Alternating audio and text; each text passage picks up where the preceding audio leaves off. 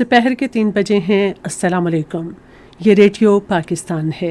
इमराना नाहिद से खबरें सुनिए। पहले अहम खबरों का खुलासा। रोड टू मक्का मंसूबे के तहत 270 आज़मीन हज को लेकर पहली हज परवाज आज इस्लामाबाद इंटरनेशनल एयरपोर्ट से रवाना हुई। वज़ीर मनसूबाबंदी और तरक्की ने कहा है कि तालीम पायदार तरक्की का वाहिद रास्ता है। वज़ीर आला पंजाब की ज़ेर सदारत लाहौर में एक खुसूसी इजलास में मरी के तहफ़्फ़ुज़ और बहाली के मंसूबे पर पेशरफ्त का जायजा लिया गया। पाकिस्तान अपनी मुतवाज़िन हिकमत अमली और अमरीका ईरान जंग में कामयाब सालिसी से आलमी सतह पर तवज्जो का मरकज़ बन गया है।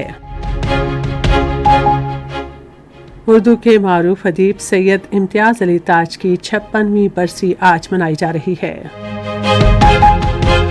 कराची में पाकिस्तान सुपर लीग में कराची किंग्स और मुल्तान सुल्तान्स के दरमियान मैच जारी है। और अब खबरें तफसील के साथ। रोड टू मक्का मंसूबे के तहत 270 आज़मीन हज को लेकर पहली हज परवाज आज इस्लामाबाद इंटरनेशनल एयरपोर्ट से रवाना हुई। मजहबी उमूर और बैनुल मज़ाहिब हम आहंगी के वज़ीर सरदार मोहम्मद यूसुफ ने वज़ारत हज हुक्काम के हमरा एयरपोर्ट पर आज़मीन हज को रुखसत किया। सरदार मोहम्मद यूसुफ ने इस मौके पर खिताब करते हुए कहा कि पाकिस्तान ने सऊदी हुकूमत के ताउन से हज की तैयारियां शेड्यूल के मुताबिक मुकम्मल की और आज़मीन को बेहतरीन मुमकिन सहूलियात फराहम की जा रही हैं।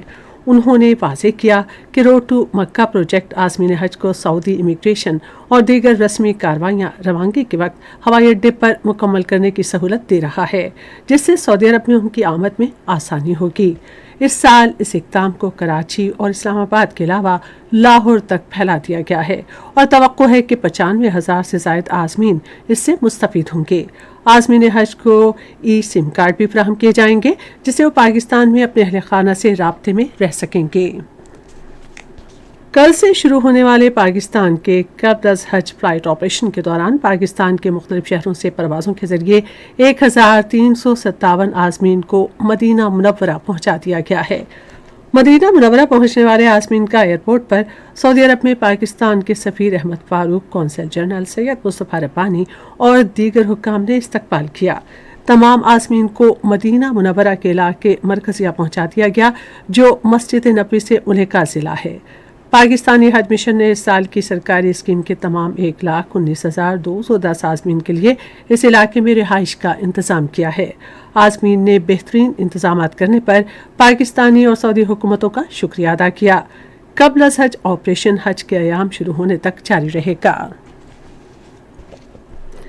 पाकिस्तान मुस्लिम लीग नून के सीनियर रहनुमा ख्वाजा साद रफीक ने कहा है कि पाकिस्तान को बैनुल अक़वामी सतह पर पहचान मिल रही है और पूरी दुनिया पाकिस्तान की ताकत और सलाहियत को तस्लीम करती है।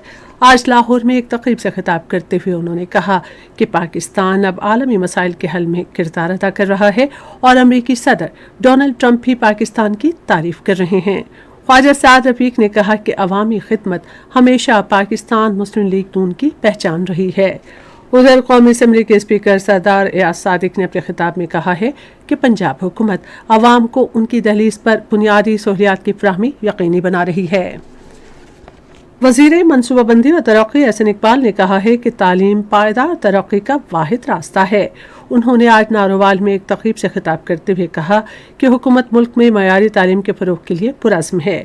उन्होंने कहा कि नारोवाल पाकिस्तान में इल्म का मरकज़ बनकर उभरा है। एहसन इकबाल ने कहा कि नारोवाल यूनिवर्सिटी में इस वक्त तकरीबन 6,000 तलबा ज़ेर तालीम हैं, जिनमें से 4,000 ख़वातीन हैं। ग्रीन पाकिस्तान इनिशिएटिव के तहत बंजर ज़मीनों को काबिल काश बनाने के लिए इनकलाबी मंसूबे का आगाज़ कर दिया गया है। इस मंसूबे के तहत मुल्क भर में लाखों एकड़ गैर आबाद ज़मीन को काबिल काश बनाने के इक़दाम तेज़ी से जारी हैं। बैरून मुल्क मुक़ीम पाकिस्तानी भी इस इक़दाम में बढ़ चढ़कर हिस्सा ले रहे हैं और मुल्क की ज़रूरी तरक्की में अपना हिस्सा डाल रहे हैं। ब्लू ग्रीन फॉर्म के चीफ एग्जीक्यूटिव ऑफिसर गुलाम मुस्तफ़ा अपने ख़ानदान समेत पाकिस्तान मुंतकिल होकर जदीद ज़राअत के फ़रोग़ में अमली किरदार अदा कर रहे हैं। انہوں نے طویل المدتی زرعی منصوبے کو منفرد اور پائیدار موقع قرار دیتے ہوئے کہا کہ ایسے مواقع ذاتی زمین میں بھی کم ہی دستیاب ہوتے ہیں۔ یہ خبریں آپ ریڈیو پاکستان سے سن رہے ہیں۔ پاکستان مسلم لیگ نون کے صدر محمد نواز شریف اور وزیر اعلیٰ پنجاب مریم نواز شریف کی زیر صدارت آج لاہور میں ایک خصوصی اجلاس ہوا، جس میں مری کے تحفظ اور بحالی کے منصوبے پر پیش رفت کا جائزہ لیا گیا۔ اجلاس میں مری میں 3 نئے پارکس کے قیام جبکہ کوٹلی ستیا اسکائی گلاس پل کے منصوبے کی منظوری دی گئی۔ اجلاس کو یہ بھی بتایا گیا کہ مری گلاس ٹرین منصوبے پر تعمیراتی کام 1 ماہ میں شروع کرنے کی تیاری مکمل کر لی گئی ہے۔ اجلاس میں مری میں لینڈ سلائیڈنگ کے مسئلے سے نمٹنے کے لیے بین الاقوامی ماہرین کو شامل کرنے کا فیصلہ کیا گیا ہے۔ پاکستان اپنی متوازن حکمت عملی اور امریکہ ایران جنگ میں کامیاب ثالثی سے عالمی سطح پر توجہ کا مرکز بن گیا ہے، جبکہ خلیج جنگ کے معاملے پر بھارتی وزیر اعظم نریندر مودی کی اسرائیل نواز پالیسی نے بھارت کی نام نہاد اسٹریٹجک خود مختاری اور اس کی غیر واضح خارجہ پالیسی پر سوالات اٹھا دیے ہیں۔ عالمی جریدے ایشیا ٹائمز کی رپورٹ کے مطابق پاکستان نے ایران امریکہ مذاکرات میں اہم کردار ادا کیا، جبکہ بھارت سفارتکاری کے محاذ پر بالکل خاموش رہا۔ رپورٹ میں کہا گیا ہے کہ نریندر مودی نے امریکی صدر ڈونلڈ ٹرمپ سے محض تیل اور سپلائی کے نظام کی بات کی، جبکہ بھارتی وزیر خارجہ جے شنکر کا متحدہ عرب امارات کا دورہ بھی جنگ بندی کے لیے سفارتکاری کے بجائے رابطے اور یقین دہانی تک محدود رہا۔ ایشیا ٹائمز کی رپورٹ کے مطابق چین اور پاکستان کے قریبی روابط نے خطے میں بھارت کی نام نہاد اہمیت کو شدید دھچکا پہنچایا، جس سے امریکہ کے لیے بھارت پر اعتماد کرنا مشکل ہو گیا۔ بھارت کے غیر قانونی زیر قبضہ جموں و کشمیر کے علاقے پونچھ میں کنٹرول لائن کے قریب بارودی سرنگ کے دھماکے میں ایک بھارتی فوجی زخمی ہو گیا۔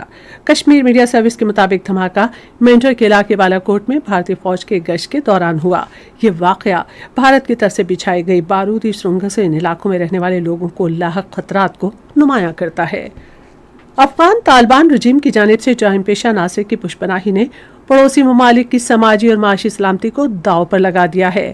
کرغزستان کے معروف جریدے دی ٹائمز آف سینٹرل ایشیا کے مطابق بڑھتی دہشت گردی اور منشیات کی اسمگلنگ کے باعث علاقائی سیکیورٹی کو چیلنجز کا سامنا ہے۔ رپورٹ میں کہا گیا ہے کہ تاجک سیکیورٹی اہلکاروں نے افغانستان سے تاجکستان سرحد پار کرنے والے 2 افغان منشیات اسمگلرز کو ہلاک کر دیا۔ تاجک سیکیورٹی حکام نے افغان منشیات اسمگلر سے 25 کلو منشیات بھی برآمد کی۔ آج جگر کا عالمی دن منایا جا رہا ہے۔ اس دن کا مقصد جگر سے متعلق بیماریوں کے بارے میں عالمی سطح پر آگاہی پیدا کرنا، فوری تشخیص کا فروغ اور صحت مند طرز زندگی کی حوصلہ افزائی کرنا ہے تاکہ اس کو پہنچنے والے نقصان کی روک تھام کی جا سکے۔ اردو کے معروف ادیب سید امتیاز علی تاج کی 56ویں برسی آج منائی جا رہی ہے۔ وہ 13 اکتوبر 1900 کو لاہور میں پیدا ہوئے۔ انہوں نے ریڈیو پاکستان پر روزانہ فیچر پاکستان ہمارا ہے کی میزبانی کی اور کئی سالوں تک ریڈیو سے مشہور پروگرام کیے۔ امتیاز علی تاج نے مختصر کہانیاں، ناول، ریڈیو ڈرامے اور فلموں کے لیے کہانیاں بھی تحریر کیں۔ امتیاز علی تاج کو 1970 میں آج کے روز لاہور میں قتل کر دیا گیا تھا۔ اور اب کرکٹ۔ پاکستان سپر لیگ میں کراچی کنگز اور ملتان سلطانز کے درمیان میچ کراچی میں جاری ہے۔ اس سے قبل کراچی کنگز نے ٹاس جیت کر پہلے فیلڈنگ کا فیصلہ کیا۔ ادھر دوسرا میچ پشاور زلمی اور کوئٹہ گلیڈیٹرز کے درمیان شام 7 بجے کھیلا جائے گا۔ اور اب موسم۔ محکمہ موسمیات کی پیشگوئی کے مطابق آئندہ 12 گھنٹے کے دوران ملک کے بیشتر علاقوں میں موسم خشک اور میدانی علاقوں میں گرم رہے گا، تاہم خیبر پختونخوا، خطہ پٹوہار، کشمیر اور گلگت بلتستان میں بعض مقامات پر جھکڑ چلنے اور گرج چمک کے ساتھ بارش کا امکان ہے۔ آج ریکارڈ کیا گیا بعض شہروں کا درجہ حرارت: Islamabad 31 degree centigrade, Lahore 34، Karachi 33، Peshawar اور مظفر آباد 29، کوئٹہ 27، گلگت 19، مری 21، جبکہ سری نگر 16، جموں 33 اور لیہ میں 11 ڈگری سینٹی گریڈ۔ آخر میں اہم خبروں کا خلاصہ ایک بار پھر سن لیجیے۔ روڈ ٹو مکہ منصوبے کے تحت 270 عازمین حج کو لے کر پہلی حج پرواز آج اسلام آباد انٹرنیشنل ایئرپورٹ سے روانہ ہوئی۔ وزیر منصوبہ بندی اور ترقی نے کہا ہے کہ تعلیم پائیدار ترقی کا واحد راستہ ہے۔ پاکستان اپنی متوازن حکمت عملی اور امریکہ ایران جنگ میں کامیاب ثالثی سے عالمی سطح پر توجہ کا مرکز بن گیا ہے۔ اور کراچی میں پاکستان سپر لیگ میں کراچی کنگز اور ملتان سلطانز کے درمیان میچ جاری ہے۔ اس کے ساتھ ہی خبریں ختم ہوئی۔ مزید خبروں اور تفصیلوں کے لیے ہماری ویب سائٹ ہے radio.gov.pk اور فیس بک کے link radio Pakistan news official پر براہ راست ویڈیو اسٹریمنگ بھی ملاحظہ کیجیے۔